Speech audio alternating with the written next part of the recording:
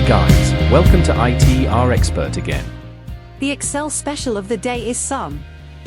The sum function adds values and calculate totals of individual values, cell references, or ranges, or a mix of all three. We will use the AutoSum shortcut to calculate the total in cell C18.